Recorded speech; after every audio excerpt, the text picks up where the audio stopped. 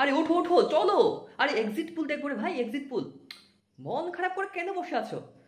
আমি কথা দিচ্ছি, মন একদম ভালো হয়ে যাবে।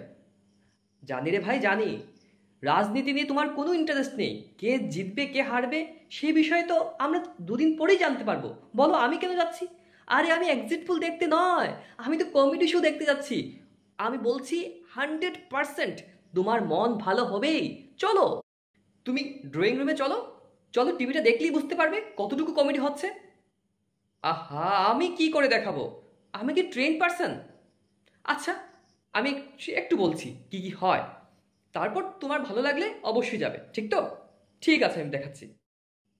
এক্সিট পুলের প্যানেলে প্রত্যেক দলের প্রতিনিধি থাকে, কিন্তু তাদের যে কনফিডেন্স দুদিন পরে কি হবে সবাই জানে। কিন্তু এই দুদিন আগে ওদের কনফিডেন্স না সবাইকে ঘাবড়ে দেয়। সবাই বলে আমি জিতবো, আমি জিতবো, আমি জিতবো। ওদের কনফিডেন্স দেখে মনে হবে সমস্ত ভোট ওরা দিয়ে এই প্যানেলে এসে বসেছে। আর একজন থাকবে সেই এক্সিট পোল এজেন্সির মেইন কর্তা, যিনি একটু বাবাজি টাইপ, বেশি কথা বলেন না, বুঝে শুনে কথা বলেন, মৃতভাষী হন, লজিক্যালি এক্সপ্লেন করেন, এবং নিজের যে সার্ভে সেটা একদম 100% ঠিক, সেটা উনি বারবার প্রমাণ দেবেন। কিন্তু যদি বেশি চেঁচামেচি হয়ে যায়, যারা হারবে তারা যদি রেগে যায়, তাহলে বলবে দেখো ভাই এটা এক্সিট পুল, এটা এক্সাক্ট পুল না। যারা টিভি অ্যাঙ্কর থাকে না, তারাও ভীষণ মজাদার, সেই আগের যুগের মতো না। যেমন খবর পড়ছি প্রতীক সাহা। আজকের বিশেষ বিশেষ সংবাদ হলো, দেশে সপ্তম দফা নির্বাচনের সাথে সমাপ্ত হলো লোকসভা নির্বাচন। জনপ্রতিনিধিদের ভাগ্য ইভিএম বন্দী থাকবে 4 জুন অবধি। 4 জুন বিকালের মধ্যে দিল্লির মসনদে কারা বসছে তা সবার সামনে পরিষ্কার হয়ে যাবে। সেই বোরিং অ্যাঙ্কর আর এখন নেই। এখন যারা আছে না প্রচণ্ড এনার্জেটিক। উদাহরণ আমি একটু দিচ্ছি। জনতার রায় কি হতে চলেছে আমরা আর কিছুক্ষণের মধ্যেই আপনাদের সামনে তুলে ধরব। জনতার রায় সর্বপ্রথম আমাদের টিভির পর্দায়, নির্ভুল সঠিক এক্সিট পুল। হেলিকপ্টার, জাহাজ, নৌকা সমস্ত কিছু দিয়ে আমরা ভারত ভ্রমণ করব আগামী 60 মিনিট ধরে, এবং সবার সামনে নিয়ে আসবো মোস্ট ওয়েটেড এক্সিট পুল।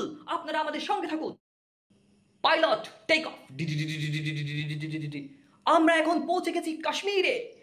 এইখানে তাপমাত্রা মাত্র 3 ডিগ্রি, ভাবতে পারছেন? যখন পুরা ভারত জ্বলছে তাপপ্রবাহের দ্বারা, তখন এই জায়গায় মাত্র 3 ডিগ্রি টেম্পারেচার। কিন্তু রাজনৈতিক উত্তাপ কিন্তু একদম কমেনি। আমরা এখন দেখব কাশ্মীরের জনতার রায় ঠিক কোন দিকে হতে চলেছে। হেই জ্যাকলিন, তুমি আলাদিনের প্রদীপ ঘষো আর দুধকে আমাদের সামনে উপস্থিত করাও। দুধ, তুমি বলো জনতার রায় কাশ্মীরে কোন দিকে হতে চলেছে। আমরা এখন রোপওয়ে দিয়ে হিমাচল, উত্তরাখণ্ড গিয়ে গঙ্গা ধরে উত্তরপ্রদেশ, বিহার, বাংলা হয়ে জাহাজ হয়ে কোস্টাল ইন্ডিয়ার সমস্ত এক্সিট পুল আপনাদের সামনে উপস্থাপিত করব মাত্র 60 মিনিটে। আমাদের সঙ্গে থাকুন সবচেয়ে এক্সক্লুসিভ এবং নির্ভুল এক্সিট পুলের জন্য। দেখো রে ভাই, আমি তো ট্রেন্ড না, তবু চেষ্টা করলাম।